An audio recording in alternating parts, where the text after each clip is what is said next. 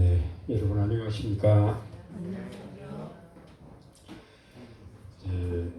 오늘 아침에는 마가복음 2장 1절로 5절에 있는 본문의 말씀을 가지고 우리 인간을 향하신 우리 하나님의 사랑에 대해서 말씀을 나누고자 합니다. 가버나움의 중풍병자의 소원. 여기 지금 가버나움에 대한 지도입니다. 저기 갈릴리 바다, 지금 갈릴리 바다가 있고 그 아래가 사해가 있는데요. 갈릴리 바다 위쪽으로 가버나움이라고 하는 도시가 있습니다. 가버나움에 그 갈릴리 바다 해변에 있는 도시고, 여기는 베드로의 집이라고 그러는데, 여기서 예수님께서 이 베드로의 장모가 열병으로 고생할 때 그 집에서 베드로의 장모를 고쳐주신 이야기도 있고 그래요.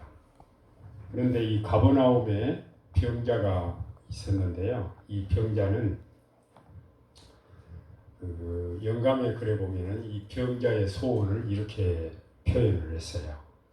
예수님을 배웠고 하늘과 더불어 용서와 평화에 대한 보증을 받을 수 있다면 하나님의 뜻을 따라 살든지 죽든지 만족해야 할 것이다. 이게 이제 가버나움의 병자의 독백, 그게 간절한 소원이에요. 그런데 제가 성경을 보면서 특이한 사항을 보게 됐는데요.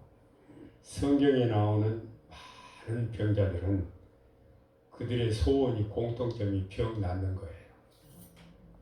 그런데 여러분 이제 성경을 한번 보세요.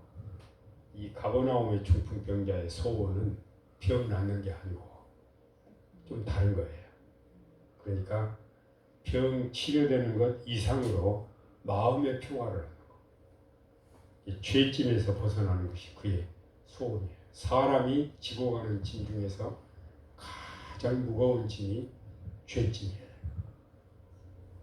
근데 그 죄짐도 혼자 지고 가니까 무거워요. 우리 예수님께서는 다 십자가에 내려놓으라고 그랬는데, 우리가 혼자 이 짐을 지고 가면 세상에서 이보다 더 무거운 짐이 없어요. 그런데 사람이 싸우는 싸움 중에서 가장 치열한 싸움은 자기 자신과의 싸움이에요. 그러니까 가장 무거운 짐은 죄짐이고요. 죄짐을 벗어버린 사람처럼 행복한 사람이 없고 자기 자신과의 싸움에서 이긴 사람처럼 강한 사람이 없어요. 그런데 이런 사람은 어떤 무거운 짐도 질 수 있고 어떤 힘든 싸움도 이길 수가 있어요. 근데 이제 가버나움의 중풍병자의 경우를 보면은요, 그 절제 생활을 못하고 부절제 생활을 하고 또 죄를 짓고 그래서 병을 얻었어요. 근데 우리가 병 나면 이제 치료를 하죠. 병원에 가서 치료를 하고 여러 가지 치료를 하는데, 이 의사 선생님들은 이 병은 못 고치는 병이라고, 불치병이라고. 또 그러면 이제 우리가 병원에서 못 고친다고 그러면 대부분 사람들이 어디로 갑니까? 교회 가죠. 교회 찾아가니까 교회 지도자들이 당신은 죄를 많이 지어서 천벌받았다고. 그래서 이제 이 가버나움의 중풍병자는 의학적으로도 희망이 없고 또 교회 지도자들을 찾아가도 벌받았다고 그러고 내동댕이 치고. 근데 이제 몸도 아프지, 양심의 가책 때문에 마음도 아프지. 그런데 영감의 글에 보면은 어떤 내용이 나오냐면요, 이 가버나움의 중풍병자는 병 때문에 육체적인 고통이 심한데 그가 마음으로 받는 죄책감에 비하면 육체적인 고통은 아무것도 아니었다. 그러니까요,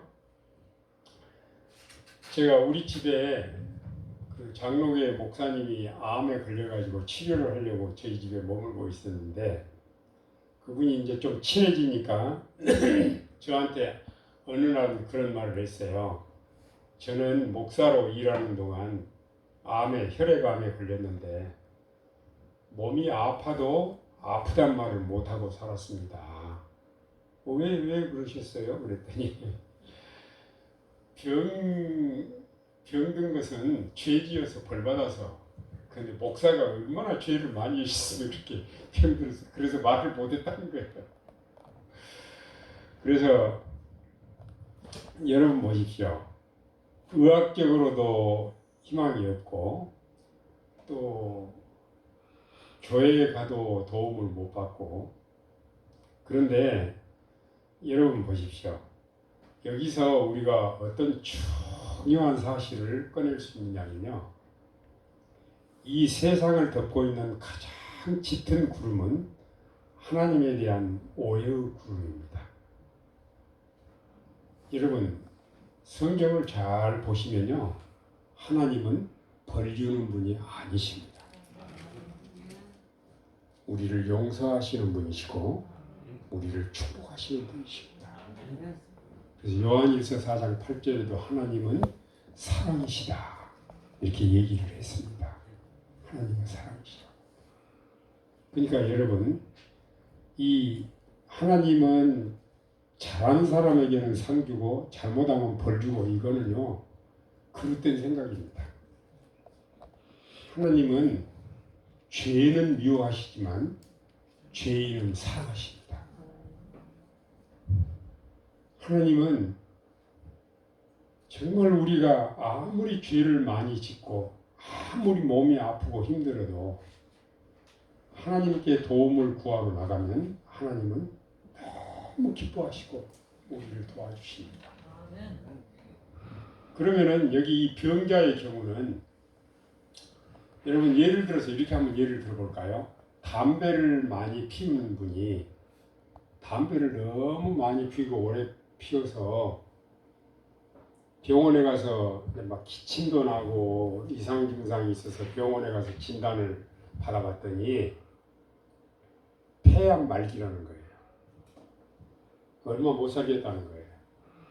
그러면 이 병자가 이 사람이 무슨 생각을 하냐면 내가 담배를 너무 많이 피워서 하나님한테 벌 받아서 폐암에 걸려서 죽게 됐다. 이 말에 대해서 여러분 한번 분석을 해보세요. 이 말이 이게 맞습니까? 맞지 않습니까? 자, 담배를 피워서 폐암에 걸린 것은 맞죠? 담배를 피워서 하나님이 벌 주었다는 것은 맞아요. 벌을 줬으면 누가 벌 준 거예요? 자기가 벌 준 거죠. 그렇잖아요.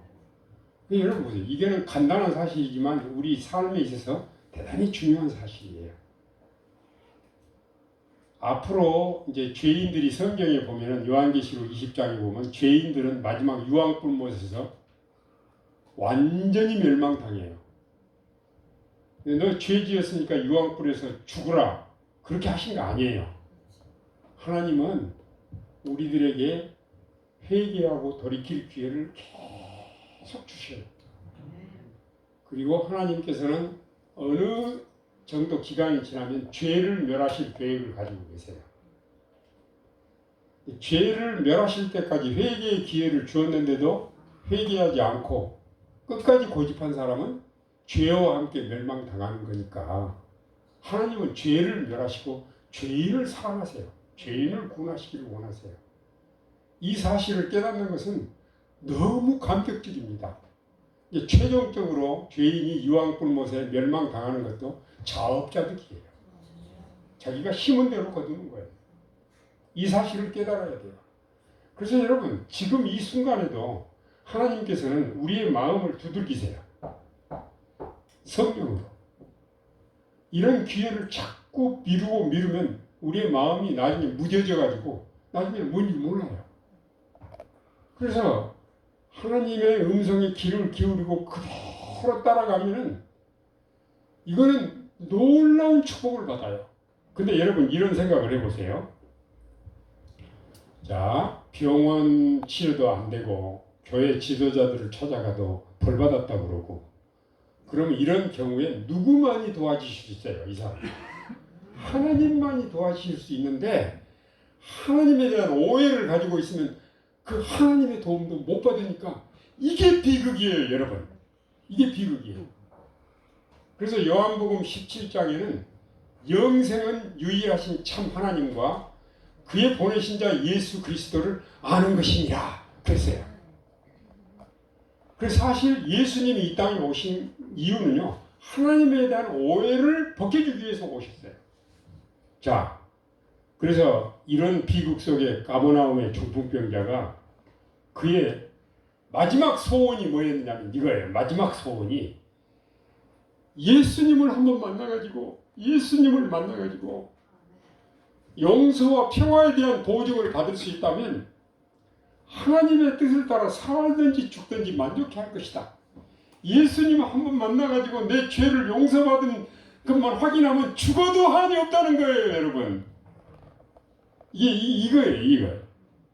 그런데 가버나움의 중풍병자가 이런 안타까운 사실 속에서 이렇게 지내고 있는데 이제 예수님 만나고 싶은 그 소원이 그냥 마음에 있는데 예수님이 자기 마을에 오셨다는 거예요. 그런데 이 병자는 이 오해가 아직 안 벗어졌잖아요. 그러니까 예수님 만나러 가고 싶은데 아이고 갔다가 또 큰 저주를 받으면 어떨까 그런 마음도 생기겠죠. 근데 아니야. 하나님만이 나를 도와주실 수 있어. 이게 갈등을 하고 있는데 문둥병자도 고쳐줬다는 거예요. 근데 중풍병하고 문둥병하고 어떤 게 어려운 병이에요? 문둥병이 어렵잖아요. 그럼 문둥병도 고쳐주셨다면 내 병도 고쳐주실 수 있겠구나. 이 용기가 다시 나는데 아니야. 또 하나님께 나갔다가 또 더 큰 천벌 받으면 또 어쩔까? 덩어리가 두 덩어리야. 갈똥말똥. 그래가지고 그런데 결국은 이 병자는 그래도 예수님이 우리 마을에 오셨는데 이번 기회를 놓치면 이제 더 이상 희망이 없다고 예수님께 나아가기로 마음을 탁 먹었는데요. 여러분 여기서 보십시오. 우리가 하나님 앞에 나아가는데 장애 요소들이 많아요. 첫 번째 장애는 사람이에요. 그 사람은 다른 사람이 아니라 자기 자신이에요. 하나님에 대한 오해를 가지고 있으면 하나님에 대한 아직 신뢰가 없으면 하나님께 나아가지를 못해요. 근데 이 병자는 드디어 내가 가서 어떤 일을 당할지라도 이 기회가 아니면 예수님 만날 수 없으니까 예수님 만나야 되겠다. 그리고 예수님 만나러 가려고 그러는데 혼자 못 걸어가니까 이웃 친구들한테 부탁했는데 4사람이나 왔어요. 4사람이나. 그래가지고 들것에 들고 이제 4명이 가는 거예요. 이렇게. 너무 고마운 친구들이죠. 그런데 여러분 이제 예수님이 말씀하시던 그곳에 이르렀는데 또 다른 장벽이 생겼는데 마가복음 2장 2절에 보면 사람들이 너무너무 많이 모여가지고 문 앞에까지도 들어갈 자리가 없어요. 문 앞에도 예수님의 음성을 들을 만한 거리까지도 갈 수가 없어요. 그래서 이 4명의 친구들이 이 사람을 예수님께 가까이 가려고 백방으로 노력을 하는데 안 돼요. 그런데 그래서 이제 포기할 수밖에 없는데 이 병자는 이 기회를 포기할 수가 없어요. 여러분 우리가 예수님께 나아가는데 방해가 되는 요소가 또 사람인데 이번에는 다른 사람이에요. 다른 사람이. 근데 예수님 주변에 모여있는 사람들이 이 가버나움의 병자처럼 다 예수님 만나고 하자는 간절한 소원을 가진 사람이었으면 얼마나 좋겠습니까? 근데 거기는 스파이들도 있었고 또 구경꾼들도 있었고 아무런 의미 없이 거기 있는 사람들도 많았습니다. 여러분 여기 영감의 글에 보면 이랬어요. 생명의 영께서 회중들 위에 덮여 있었으나 바리새인들과 교법사들은 그분의 임재를 식별하지 못하였다. 그들은 부족감을 느끼지 못하였으므로 고침을 받는 일이 저에게는 상관이 없었다. 여러분 불 났는데 불 끄는데 가장 방해가 되는 것들이 뭔지 아세요? 구경꾼들이에요. 이 문에 살짝 걸려있는 돌처럼 자기도 안 들어가고 남도 못 들어가게 하는 거. 인도의 깐디옹이 기독교에 대해서 호감을 가지고 이런 말을 했어요. 예수 믿는 사람들만 아니었으면 내가 벌써 예수를 믿었을 거라. 참 웃기지 못하는 이런 얘기를 했어요. 그러면서 무슨 말을 했냐면 당신들이 믿는 예수는 가져가고 성경의 예수는 두고 가시오. 그런 말을 했어요. 그런데 이 가버나움의 병자는 이제 이게 자기 인생의 마지막 기회인데 포기할 수 없잖아요. 뜻이 있는 곳에 길이 있다. 인간의 이 절망은 하나님의 기회예요. 그래서 드디어 지붕에 올라갈 생각을 한 거예요. 여러분 누가 지붕에 올라갈 생각을 했을까요? 영감에 그래 보면요. 병자가 요청을 했어요. 제가 이 이야기를 그 미국에서 어떤 집회에서 했더니 고등학교 1년 선배님이 그 설교 끝나고 저한테 그런 얘기를 하더라고요. 그 병자가 제안을 했을 거라고. 왜냐하면 서 있는 사람은 지붕이 안 보이는데 누워 있는 사람은 지붕이 보이니까. 그런 얘기를 한 적이 있었어요. 그래서 이제 이 지붕 위에 올라갔는데 지붕을 뜯고 이 환자를 이렇게 달아서 예수님 앞에 내려놓는 거예요. 이제 뭐 부스러기가 막 떨어지더니 지붕이 열리고 환자가 내려오고 설교가 중단이 됐어요. 그런데 여러분 우리가 진실한 소원이 있으면 우리 인생을 괴롭히는 장애물들이 많잖아요. 이 장애물들이 더 이상 장애물이 아니고 더 하나님께로 나아가는 디딤돌이 됩니다. 여러분 코로나19도 재앙일까요? 축복일까요? 코로나19 때문에 우리 인간의 콧대가 완전히 꺾였어요. 수십 년 동안 일본은 과학 문명이 아무것도 아니라는 게 판명이 됐어요. 여러분 그런 생각 안 드세요? 저도 이제 이 인생을 살면서요 코로나 때문에 이렇게 인생이 허망하다는 걸 더 깊이 느꼈어요. 코로나 때문에. 그래가지고 하나님 믿고 사는 것만이 축복이다. 이걸 절실하게 느꼈어요. 그래서 하나님을 더 매달리고 더 하나님을 믿고 살고 하나님 믿고 사는 것이 이렇게 축복이라는 걸 느꼈기 때문에 코로나가 오히려 축복이 된 거예요. 그렇죠? 여러분 우리가 인생을 사는 동안 뜻하지 않는 내가 원하지 않는 어려운 일들이 많이 생겨요. 그럴 때마다 절망하지 마시고 위를 바라보세요. 하나님은 우리 아버지시오. 우리 한 사람 한 사람 눈에 넣어도 아프지 않는 분이세요. 정말 하나님은 우리를 사랑하시는 분이세요. 이런 하나님의 사랑에 반응하고 하나님의 사랑에 나아가는 것처럼 위대한 일은 없어요. 우리 읍장님과 또 우리 어머니 이렇게 하나님을 마음에 모시고 침례를 받은 이것은요 정말 여러분들이 하신 것이지만 하나님의 성령께서 역사하신 거예요. 여러분들은 이 세상에서 가장 복받은 사람이 되셨어요. 그리고 침례 받고 살다 보면 세상을 포기하고 사니까 어려운 일들이 많이 생길 거예요. 이 식습관에도 문제가 생기고 생활 습관에도 문제가 생기고 그럴 때마다 여러분 혼자 그 문제를 해결하는 거 아니에요. 하나님이 다 도와주시니까 오늘 이후로는 여러분들의 마음에 하나님이 주인이세요. 그리고 하나님께서는 언제든지 우리를 가장 좋은 길로 인도하세요. 몸도 건강하고 마음도 행복하고 경제적으로도 넉넉하고 사람들하고도 잘 어울리고 우리 삶이 변화가 돼요. 옛날에 좋아했던 것들이 싫어지고 옛날에 싫어했던 것들이 좋아지고 하루를 살아도 이렇게 멋지게 살면요. 저는 이제 곧 죽어가는 환자들에게 내일은 오지 않았고 과거는 하나님 묻지 않으시고 오늘 하루를 멋지게 살으라고요. 오늘 하루를 100년, 1000년처럼 살으라고 그렇게 부탁을 하는데요. 여러분 그렇게 되면요. 우리가 이 세상에 오래오래 사는 동안 날마다 가장 멋지게 사는 거예요. 멋지게. 가장 멋지게 사는 방법은 하나님을 아버지로 모시고 하나님의 내 마음에 계시다는 신앙적인 확신을 가지고 사는 거예요. 이보다 큰 축복이 없어요.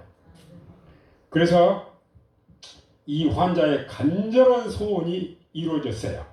그리고 그렇게 보고 싶은 예수님, 그렇게 만나고 싶은 예수님, 그렇게 듣고 싶은 예수님의 음성을 들었는데 제가 이 부분에서 놀랐어요. 하나님께서 다른 병자들은 내 병이 나았다 그렇게 말씀을 하셨는데 이 환자한테는 뭐라고 말했냐면 이 환자의 가장 큰 소원이 뭐였어요? 용서받는 것이었잖아요. 그러니까 그렇게 말씀하신 거예요. 소자야 내 죄사함을 받았느니라. 우리 하나님께서는 우리의 표면적인 필요도 채워주시지만 내면적인 필요도 채워주세요. 자, 이 가버나움의 중풍병자가 예수님이 하신 말씀 소자야 내 죄사함을 받았느니라 이 말을 들을 때 얼마나 행복했겠어요. 예수님을 만나는 순간 죄도 용서받고 육체의 병도 회복이 되고 그는 희망이 절망을 대신하고 즐거움이 우울한 심정을 대신하고 육체의 고통은 사라지고 온몸이 변화되고 그는 더 이상의 것을 요구하지 않고 평화로운 침묵 속에 누워있어요. 영감의 글의 말씀이에요. 말로 표현하기에는 너무너무 행복하다. 오늘 여기 참석하신 모든 분들에게 이런 기쁨이 너무너무 행복하다. 하나님을 아버지로 보셔서 너무너무 행복하다. 죄도 용서받고 또 건강도 회복되고 성인의 완전한 활기를 가지고 가족들 앞에 선다. 발랄하고 혈색이 좋고 든든하고 자유롭게 걸었다. 그의 표정 하나하나가 기쁨과 소망이 새겨져 있다. 그 사람과 그의 가족은 그들의 생애를 예수님께 바칠 준비가 이루어졌다. 이제 오늘 공부를 마치면서 정리를 한번 해볼게요. 중요한 교훈이에요. 오늘 공부를 통해서 배울 중요한 교훈이에요. 하나는요. 죄짐이 아무리 무거워도 예수님께로 나오지 못할 만큼 큰 죄는 없습니다. 우리가 먼저 하나님을 등지고 돌아서기 전에는 하나님께서 먼저 우리를 버리시는 일은 없습니다. 죄짐을 벗어버리기를 갈망하는 사람 그리고 하늘을 사모하는 사람을 하나님은 절대로 외면하시지 않습니다.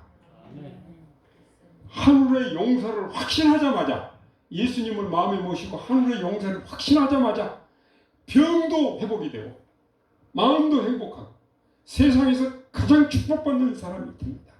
마음의 치료는 육체의 치료를 앞섭니다. 사실 여기 보세요. 최초의 희미한 믿음의 빛이 자라나서 예수님께서 죄인을 도와줄 유일한 분이시라는 확신을 갖게 되는 것을 그분께서는 주시했다.